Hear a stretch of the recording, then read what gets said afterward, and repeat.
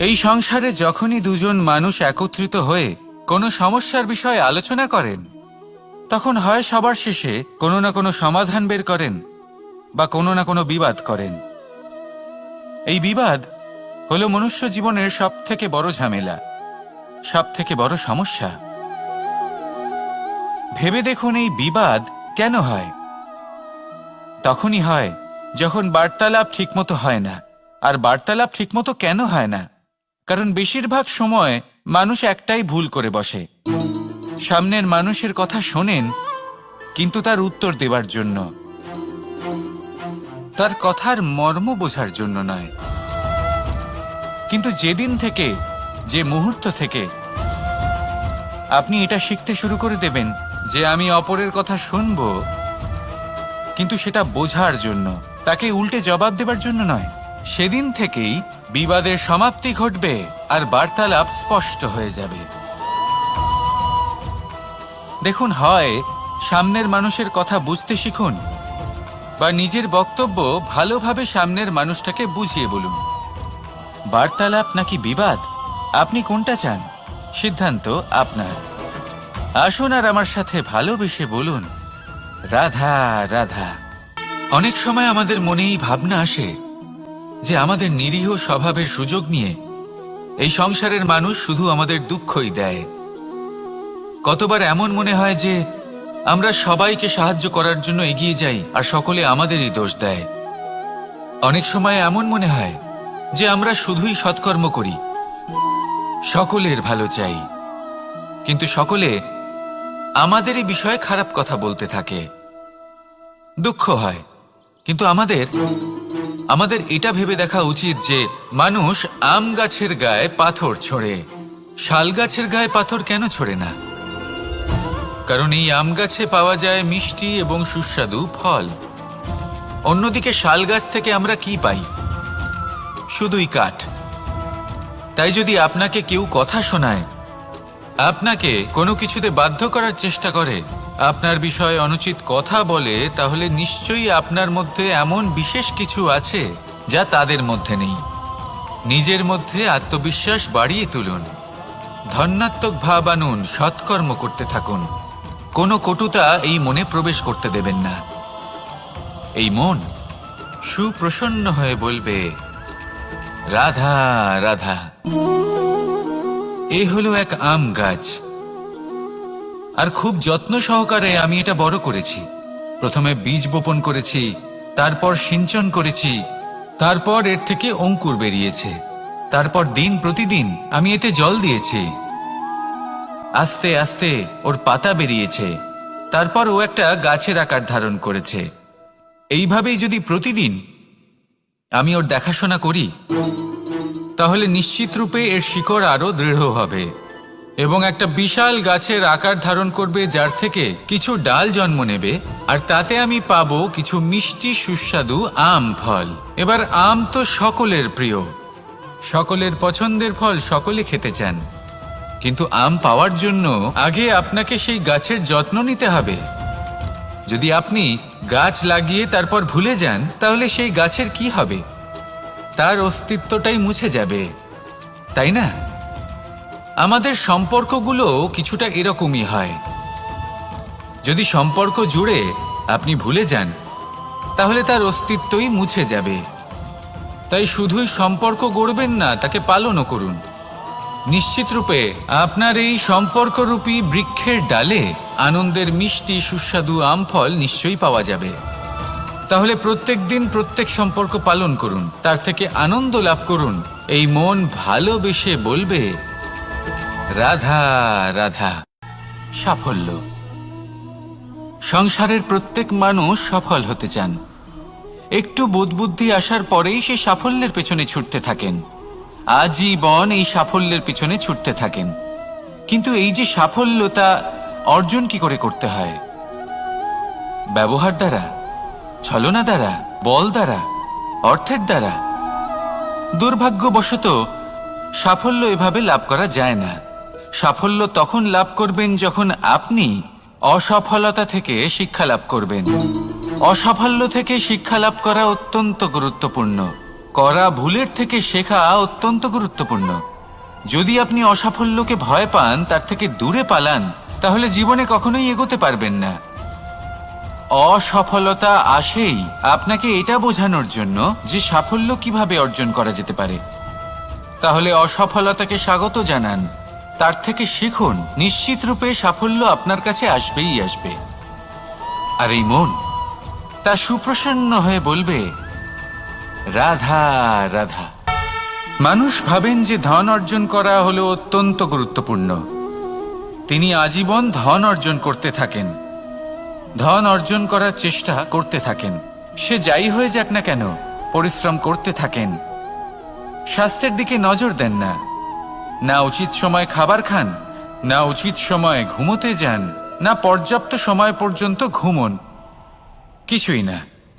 ধন অর্জন করতেই থাকেন, করতেই থাকেন। আর কিছু সময় পরে যখন তিনি অসংখ্য ধন লাভ করে ফেলেন, তখন তার সাথে ওনার শরীরে অনেক রোগ বাসা বাঁধে। এইসব রোগের উপচার করতে করতে সেই সমস্ত ধন যা উনি অর্জন করেছেন তা তিনি ব্যয় করে ফেলেন। শেষ পর্যন্ত কি হয়? আমরা যেভাবে এসেছি ঠিক সেইভাবেই ফিরে যাই, ধন এখানেই থেকে যায়। দেখুন, একটা অত্যন্ত গুরুত্বপূর্ণ কথা রয়েছে যে আপনার বোঝা উচিত। এই যে ধন, তার ব্যবহার করুন জীবনকে আরো ভালো করে তোলার জন্য। ধনের সদ্ব্যবহার করা উচিত, এমন যেন না হয় এই ধন আপনাকে ভোগ করে ফেলে। এই জীবনকে নিশ্চিত রূপে আরো শ্রেষ্ঠ করে তুলুন। কিন্তু এই ধন অর্জন করার এই প্রক্রিয়াতে নিজের সারা জীবনকে নষ্ট করে ফেলবেন না। এই জীবন উপভোগ করতে শিখুন। আর আমার সাথে ভালোবেসে বলুন, রাধা রাধা। ধন মানুষের জীবনের সবথেকে বড় প্রয়োজনীয়তা, সেই অস্ত্র যার দ্বারা মানুষের জীবনের অনেক সংকট দূর করে দেওয়া যেতে পারে, সেই মাধ্যম যার দ্বারা সংসারের সমস্ত জাগতিক সুখ স্বাচ্ছন্দ্য লাভ করা যেতে পারে। কিন্তু ধনের দ্বারা আমরা সব কিছু লাভ করতে পারি না। জাগতিক স্বাচ্ছন্দ্য আমরা লাভ করতে পারি, কিন্তু সুখ লাভ করতে পারবো না। সুখের উপকরণ আমরা লাভ করতে পারি, কিন্তু সুখের অনুভূতি লাভ করতে পারবো না। আনন্দ, সন্তোষ, প্রসন্নতা এগুলো ধন দ্বারা লাভ করা যায় না। কিন্তু হ্যাঁ, আনন্দ, সন্তোষ আর প্রসন্নতার সাথে যদি কোনো কাজ করেন তাহলে অবশ্যই ধন লাভ করবেন। তাহলে আসুন আর এই প্রসন্নতার সাথে বলুন, রাধা রাধা। সংসারে দুই ধরনের পথ হয়, উচিত পথ আর অনুচিত পথ। একটা শুভর দিকে নিয়ে যায় আর একটা অশুভর দিকে নিয়ে যায়।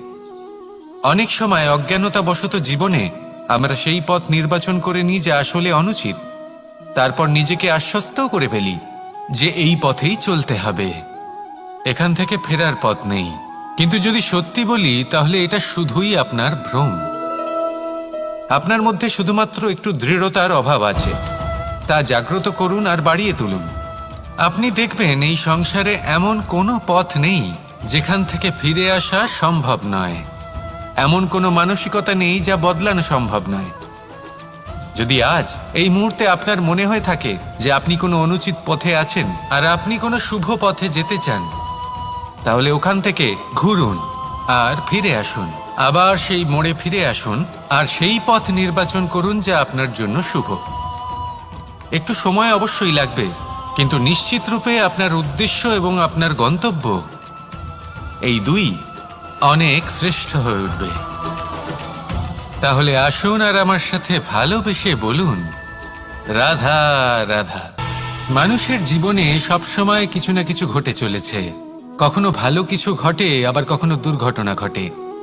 এবার যখনই কোনো দুর্ঘটনা ঘটে, মানুষ ঈশ্বরের কাছে প্রার্থনা করে যে হে ঈশ্বর, আমাকে রক্ষা করুন, এই বিপদ থেকে আমাকে উদ্ধার করুন। বা সে সেই সমস্ত দোষ চাপিয়ে দেয় নিজের প্রারব্ধ, নিজের ভাগ্যের ওপর।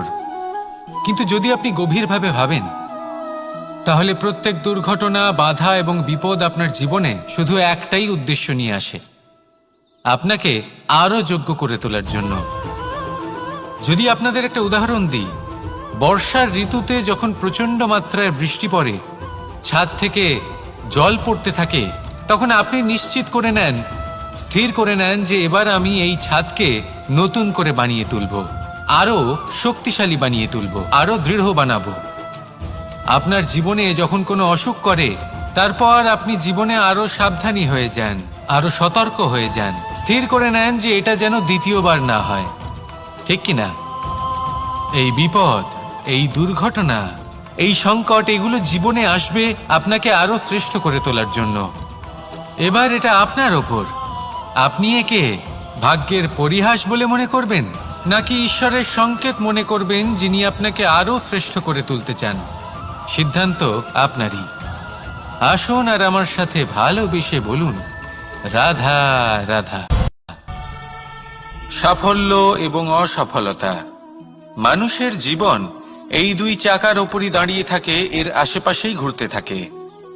তাই সাফল্য এবং অসফলতা অত্যন্ত লাভদায়কও হতে পারে, আবার অত্যন্ত ক্ষতিকারকও হতে পারে। নির্ভর করছে মানুষের উপর। যদি কথা বলা হয় সাফল্যের, তাহলে যখনই সাফল্য আসে তখন সেই সাফল্য তার মাথায় চড়ে বসে। তিনি নিজের পথ থেকে সরে যান, লক্ষ্যভ্রষ্ট হয়ে যান, অনুচিত কাজের দিকে অগ্রসর হয়ে পড়েন, বিনাশের দিকে অগ্রসর হয়ে পড়েন।